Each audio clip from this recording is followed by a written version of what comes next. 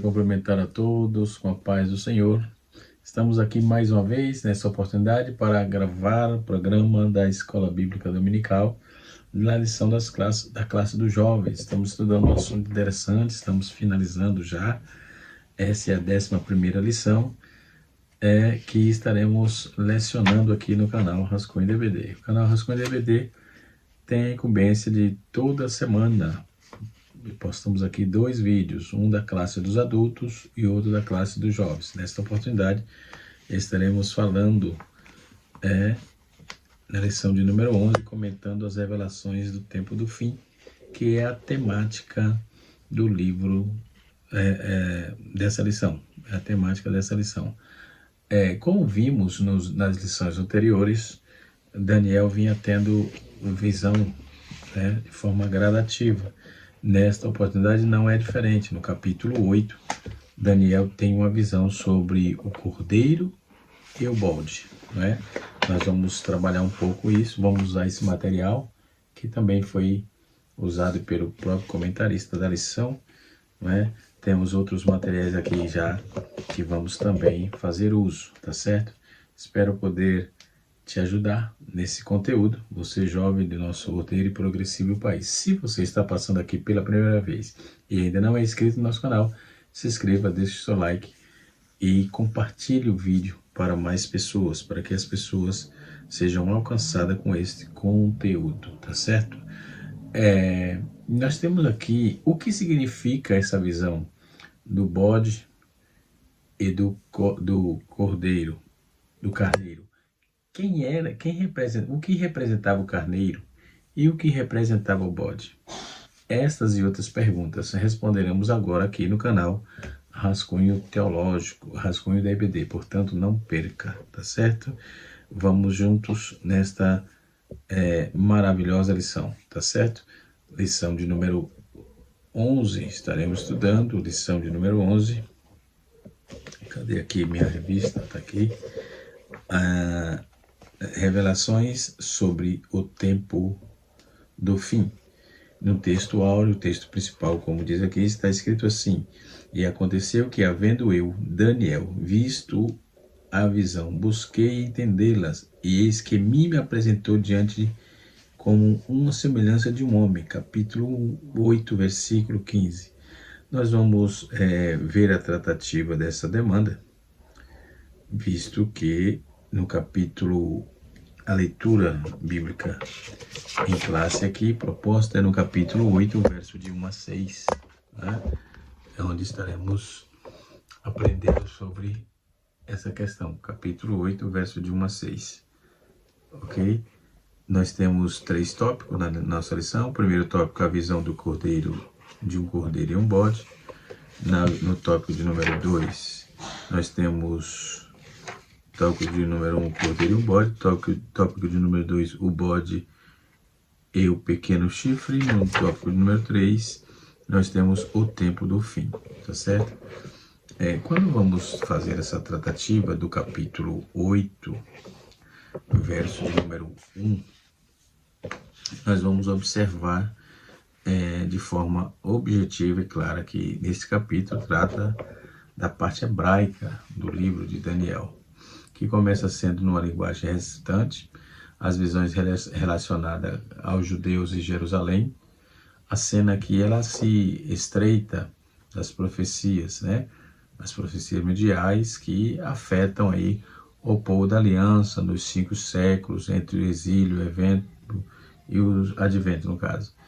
Nós vamos ver o anticristo como Cristo, tem como um futuro mais imediato, bem como os mais remotos. Então, a visão o oitavo capítulo, essa visão começa no 12º capítulo, conclui aí revelando que o anticristo no 3º reino. Entre as duas divisões, nós temos um novo capítulo que é inserido quanto ao Messias e ao povo da aliança no final do milênio, 70 semanas de ano.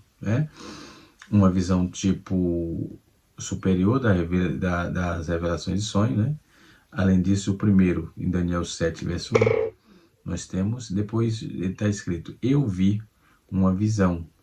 Aconteceu que vi que estava na fortaleza de Suzã, que é da província de Elão. Vi, pois, uma visão, enquanto estava junto do rio Eulai. Esse rio Eulai é um canal artificial, já foi feito esse canal aí, né? Todos os historiadores que eu li sobre o assunto me traz essa certeza, né? Suzã, então provavelmente significa que estava destinado a ser a capital da Pérsia depois de Ciro. Portanto, Daniel é transportado dentro de lá. Ele não estava ali, ele teve uma visão lá, como sendo o capital do reino, representado pelo cordeiro de os dois chifres. Aqui nós temos a Grécia e o Medo-Persa, o cordeiro e o bode, né? Elão é o oeste da Pérsia, a leste da Babilônia, e ao sul da Mídia. Daniel não estava presente pessoalmente, mas em visão. Bom que se diga. E o Lai é chamado também de Pliny, Euleos, pelos gregos e Chopes, agora como Keran ou Caraçu. E assim em Daniel 10, verso 4, também cita, né, faz a citação desse canal. E ele recebe uma visão perto do outro rio, né? Então Ezequiel capítulo 1, versículo 1 vai narrar isso, né? E talvez porque a sinagoga costumava ser construída perto de rios, como antes de orar lavavam as mãos na água, né? Corrente, enfim, segundo eles. E no versículo 3 está escrito assim: levantei os meus olhos e vi um carneiro que estava diante do rio, o qual tinha dois chifres, e os dois chifres eram altos, porém eram mais altos do que o outro, e o mais alto subiu por último, né? Nós podemos observar dentro desse contexto, né, que Daniel está vendo aqui essa visão. Ele entende que essa visão ele não está, como já disse, né? E é de comum acordo de todos que leram, né, o texto, nós vamos observar que ele não estava lá, ele teve a visão, né? No capítulo 8, conforme diz, propriamente dito, nós temos aí uma tratativa sobre essa visão. Ela retrata o futuro confronto entre a Pérsia e a Grécia. O carneiro com dois chifres simbolizava os medos e os persas do leste, por exemplo, para o oeste. O bode com um chifre representava aí Alexandre o Grande, lá da Grécia, indo do oeste para o leste. Então, nessa profecia, Daniel previu o futuro da Grécia sobre a Pérsia 200 anos antes, não é? Ele antevê por antecipação. Alexandre derrotou os persas, isso no ano 333 a.C., né? E em Arbela, por exemplo, em 331, 3 anos após a sua ascensão ao trono, na idade de 20 anos, era bem jovem. Contudo, Alexandre morreu na Babilônia em 323, né, com apenas 32 anos. Assim, o grande chifre do bode foi quebrado e o seu reino foi dividido em 4 partes. Isso estava tudo na visão, tá? Estava na visão.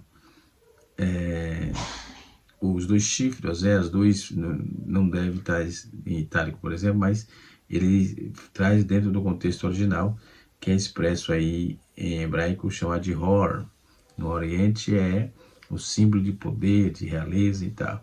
Um mais alto do que o outro, superior veio por último. Então a Pérsia era uma pequena nota até o tempo de Ciro e tornou-se ascendente sobre a mídia, no caso, nos reinos mais antigos. Então, essa questão de ser grande, do chifre grande e do pequeno, se denotava em cima dessa propositura, não é? Observamos que essa ordem de acontecimento, né, está toda pautada dentro da palavra de Deus. Dário tinha 62 anos de idade naquela oportunidade. Daniel capítulo de número 5, versículo 31, quando ele começou a reinar, durante o seu curto reinado de 2 anos, sendo o rei fraco, como está escrito em Daniel capítulo 6, versículo de 1 a 3, o governo estava quase inteiramente nas mãos de Ciro. Daí, Heródoto, não mencionado em Dário, né? Não mencionado Dário, mas Xenofonte, por exemplo, fez como os nomes de Ciareges 2, ou seja, carneiro, assim correspondendo com o urso, lá no capítulo 7, verso de número 5, que simbolizava a firmeza desajeitada. O reino persa, por exemplo, usava a cabeça de ouro de um colar de pedras preciosas em vez de um diadema, como se vê nos pilares de Persépolis, por exemplo, também em hebraico, para carneiro, e brota aí a mesma raiz de Elam, ou persa, né? Um chifre mais alto e o outro mais alto que o outro, responde aí o urso, levantando-se de um lado para o outro, né? No capítulo 4, no versículo 4, diz assim: vi que o carneiro dava golpes com os chifres para o ocidente e para o sul, e nenhum dos animais podia resistir, nele havia quem livrasse do seu poder. Havia conforme a sua vontade e se engrandecia. Podemos observar isso, né? E como vimos aqui que o chifre pequeno foi quebrado, foi dividido em 4 partes. Um desses territórios era a Síria, dessas 4 partes foi a Síria, né? Que produziu um pequeno chifre de origem grega, que foi no caso Etíoco Epifânio, né? Etíoco Epifânio, né? Um tipo de anticristo, esse Antíoco Epifânio. Então, a lição é uma lição histórica, interessante e escatológica também. Esse material é um material puramente escatológico. Sempre digo que para entender escatologia, você tem que trabalhar com Ezequiel, trabalhar com Daniel e Apocalipse, ok? Nós podemos observar que dentro desse contexto, ele que era o antigo Epifânio era um anticristo que perseguiu os judeus, né? E profanou aí o templo durante 2.300 dias, né? Ou seja, de 170 a 164 depois de Cristo. Isso é que narra basicamente o texto do capítulo de número 8 do livro de Daniel, ok? Outro ponto de partida interessante quando vamos trabalhar. No verso 4, vamos ver aqui que essa Pérsia conquistou o oeste da Babilônia, Mesopotâmia, a Síria, a Ásia Menor. Lá para o norte foi a Colquida, Armênia, Libéria e os habitantes do Mar Cáspio, né? Outros sim. Para o sul, eles atingiram Judéia, Egito, Etiópia, Líbia, também Índia, sob o domínio de Dário. Ele não quis para o leste, pois o próprio persa vieram do leste. Isaías 46, versículos 11, traz essa narrativa, né? De acordo com a vontade do rei lá, do imperador, no capítulo 11, versículo 3, versículo 16, né? Já no capítulo, no verso 5, diz: enquanto eu estava considerando, eis um bode que vinha do ocidente sobre a face da terra, de toda a terra, e não tocava a terra. Aquele bode tinha um chifre muito visível entre os seus olhos. Então, esse bode aqui seria mesmo que a cabra greco-macedônio, né? O chifre muito visível, que era Alexandre, tocado não no chão, implicava-se a incrível rapidez de suas conquistas, né? Falava sobre isso, né? Representava isso. Ele também invadiu o mundo de menos de 12 anos. O bode responde ao leopardo, capítulo 7, que aparece no capítulo 7, versículo 6, né? Caranus, por exemplo, foi o primeiro rei da Macedônia. Foi dito ter sido levado por cabras para Edessa. Ele fez sede lá do reino e chegou a Este, isto é, cabra cidade, né? Depois nós temos o verso 6, ainda da lição, né, da leitura proposta. Ele veio até o carneiro que tinha 2 chifres, o qual tinha visto que diante do rio, e correu contra ele, e com o ímpeto da sua força, né? E contra o ímpeto da sua força. Então podemos observar no capítulo, no verso 8, que Daniel finaliza a questão aramaica, e aí ele começa a falar no hebraico, né? E assim sucessivamente. Essas duas pontas simbolizavam os povos da Média e da Pérsia, né? Ciro e seus sucessores conquistaram a cidade do Ocidente, conforme vimos, né? No verso 6 diz assim: e até que veio o carneiro, que tinha 2 chifres, e que havia visto que diante do rio, e aconteceu contra ele, correu contra ele, contra o império de sua força. O pé diante do rio, ou seja, o rio Ulai, foi no rio Granizo que Alexandre lutou na primeira batalha vitoriosa contra Dário, né? Então chegou junto ao carneiro, se irritou contra ele, né? E o carneiro quebrou um dos 2 chifres, pois não havia o carneiro com força para resistir. Então derrubou toda a terra, pisou, não houve quem livrasse o carneiro, né? Movido por Scholler, ou seja, Alexandre representou aí a ira concentrada da Grécia, né? Contra persas, invasões persas gregas, e também pelas crueldades persas, os gregos, enfim, trazendo espanto, né? Em 331 ele derrotou Dário, né? Dário Codomanos, né? Em 330 ele queimou Persépolis e completou a sua conquista na Pérsia. Nenhum poderia ir, e nem imensas hostes da Pérsia poderia salvá-lo do pequeno exército de Alexandre. Isso está profetizado e também vaticinado no capítulo 33, versículo 16 do livro dos Salmos, né? Podemos observar que esse bode representava aí a Grécia, uma ponta notável, simbolizava Alexandre Grande, que liderou o ataque contra a Pérsia, né? Conforme já vimos dentro da nossa lição. Nós vamos ver a palavra visão aí, é Shazon. Shazon quer dizer visão em hebraico, né? É uma palavra hebraica para sonho, visão, que deriva de um verbo hebraico que significa ver. Antigamente, sonhos e visões eram aí frequentemente tidos como revelação dos deuses, ou segundo os hebreus, o próprio Deus, né? Daniel recebeu uma visão frequentemente, como todas as revelações dos deuses, e ele recebeu uma mensagem de Deus por meio de sonho, né? Que tratou aí do futuro dos reinos persas e gregos. O seu sonho foi codificado, simbólico, né? Que era simples de precisar da ajuda do anjo Gabriel a serem decodificados. Capítulo 8, verso 15, né? Diz assim: um santo e outro santo refere-se aos anjos, né? A verdade é uma referência à lei mosaica no capítulo 8, verso 12. Então a descrição de 2.300 tardes e a manhã refere-se a um tempo, né? Entre a profanação do templo por Antíoco Epifânio e a purificação realizada pelos macabeus. No verso 15 do texto, do capítulo 8, ele representou diante de uma visão como semelhante de homem. Não se pode precisar quem seria a pessoa. Pode ser que uma representação de Deus, de Jesus ou de um anjo, né? E uma voz a qual gritava disse: Gabriel.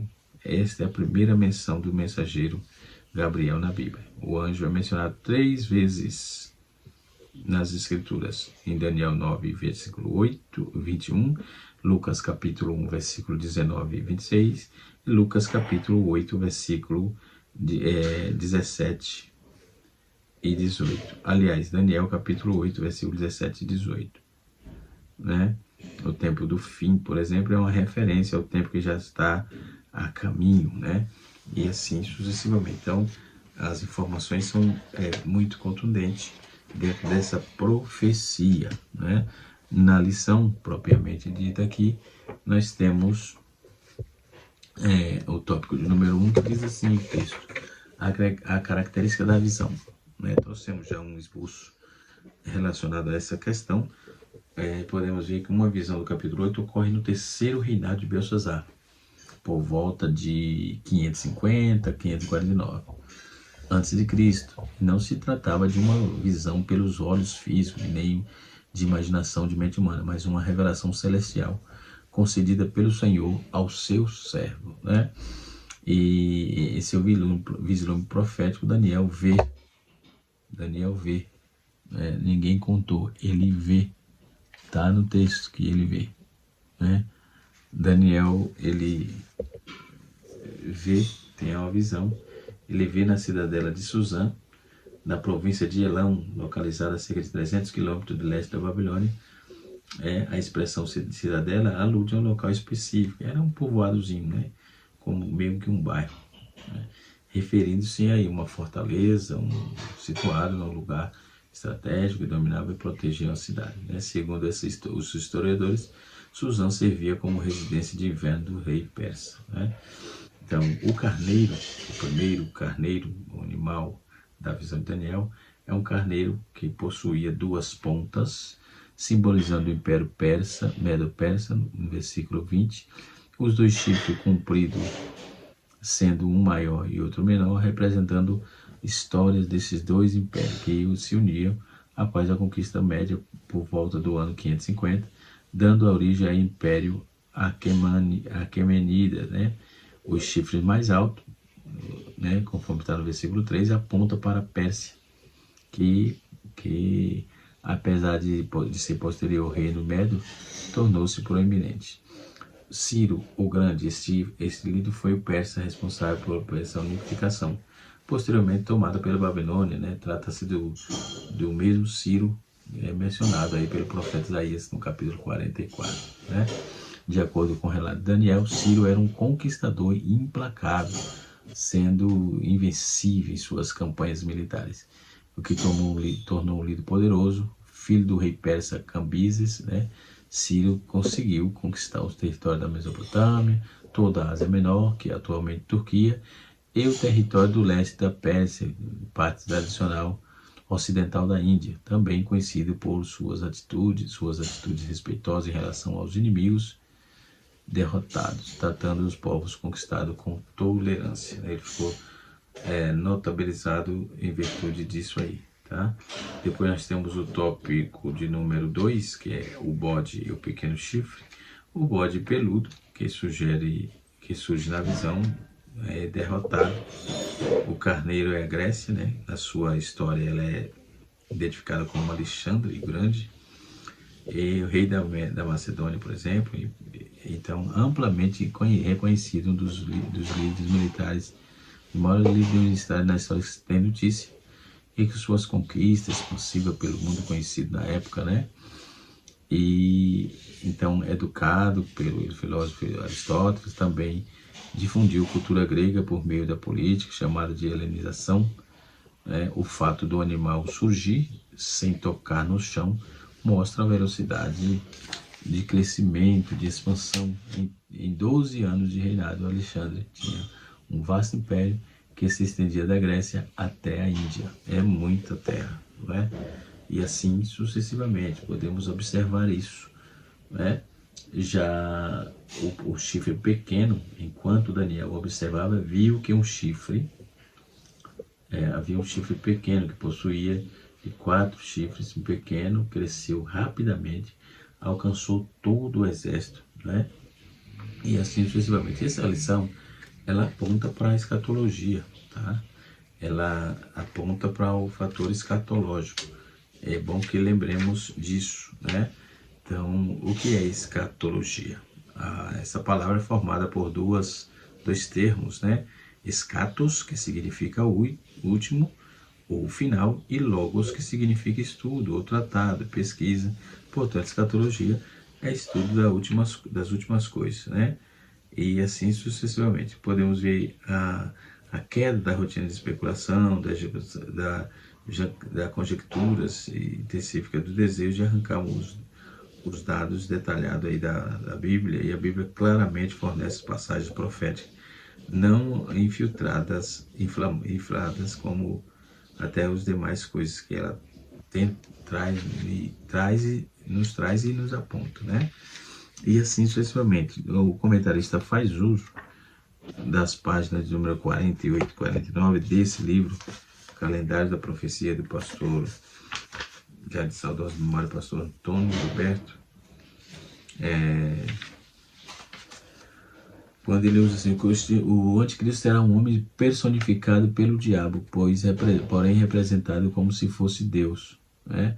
Este rei será segundo a vontade, se levantará e engrandecerá sobre todos os deuses contra o Deus dos deuses, e falará essas coisas incríveis e será próximo até que se cumpra a indignação daquilo que está determinado e será feito. Capítulo 11, versículo 36 do livro de Daniel. Ninguém de nenhum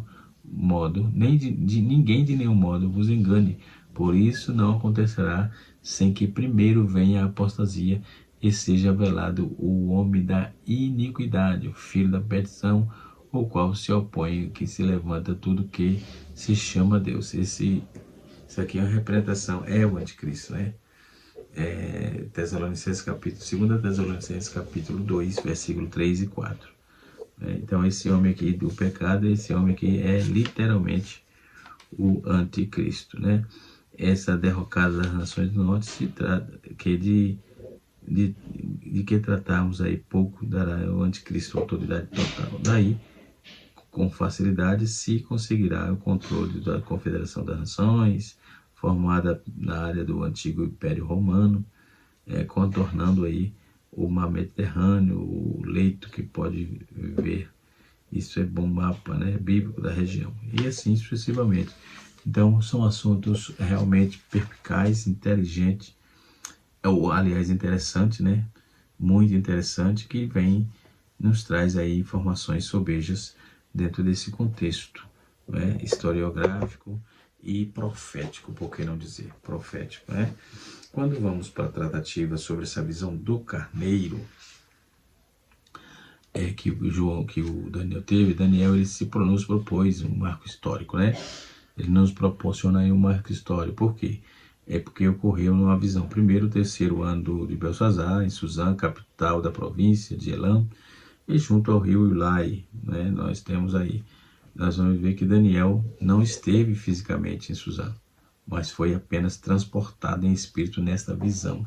Uma visão profunda, né? Suzã era uma cidade importante, mesmo depois da queda de Babilônia, e dos médios persas residiam por 3 meses no ano, né? O rei ia lá. A visão se refere ao tempo do fim, conforme vemos no verso 17, e ao tempo determinado do fim, no verso 19. Né? Os dias ainda muito distantes, a visão é profética, e é recebida aí no período da Grande Babilônia, e aponta aí para o segmento e a queda de 2 grandes impérios, o Império Medo-Persa e o Império Grego. Então essas lutas entre eles, né? A visão fala do segmento de um rei, que é o protótipo do anticristo escatológico, que é essa questão do pequeno chifre. Esse pequeno chifre do capítulo 8 é diferente do chifre do capítulo 7. Por quê? Porque no capítulo 7 fala do anticristo escatológico, que emerge do 4º reino, que é que significa o Império Romano. O pequeno chifre do capítulo 8 emerge dos 4 reis reunidos, né? Oriundos, aliás, da queda do grande rei grego, Alexandre Magno. Este pequeno chifre é o maior protótipo do anticristo escatológico. Então Daniel ficou amedrontado, né? E prostrado diante da visão de Gabriel, o agente de Deus, que lhe revelou a interpretação, trouxe a interpretação. Caiu sem sentido, de rosto em terra, quando Gabriel falou com ele. Aquilo não se trata de um esplendor de anjo, mas no conteúdo da revelação divina acerca da queda de Babilônia. Então Daniel ficou fraco e enfermo diante dos fatos futuros que haveria de vir. Essa visão prova que Deus é quem dirige a história e Ele está no comando de tudo. Deus está no comando de tudo. Daniel descreve a visão em 3 maneiras distintas. Em primeiro lugar, ele tem ele fala que tem 2 chifres, Daniel 8, versículo 3 e 20. Essa é uma descrição do Império Medo-Persa, que se levantaria para conquistar a Babilônia. Na mesma noite que o rei Belsazar fazia festa e zombava dos filhos, no verso, nos vasos do templo, quando eles profanaram. A Babilônia caiu nas mãos dos medos persas, né? O carneiro persa derrotou o Império Babilônico, torna-se aí o senhor do mundo, né? Não só venceu os seus vizinhos, mas conquistou seus territórios, formando um novo império mundial, enfim. O chifre mais alto é uma descrição do poder prevalecente dos persas na liderança do império, né? Ciro, ou persa, tomou lugar de Dário, ou Médoro, né? No ano 550 a.C., Ciro tomou o controle da Média e assim cumpriu a profecia do carneiro. O carneiro persa derrotou a Babilônia por algum tempo, tornou-se o senhor do mundo. Mas Daniel viu em sua ascensão a queda de 210 anos antes do fato acontecer. Em segundo lugar, Daniel diz que o carneiro é irresistível. Essa união de medos e persas é só um império, criou um exército poderoso que conquistou territórios, né, para o oeste da Babilônia, saber Babilônia, Síria, Ásia Menor, o norte da Armênia, ao norte, que é a Armênia, ao sul, Egito e Etíope, né? E o comentarista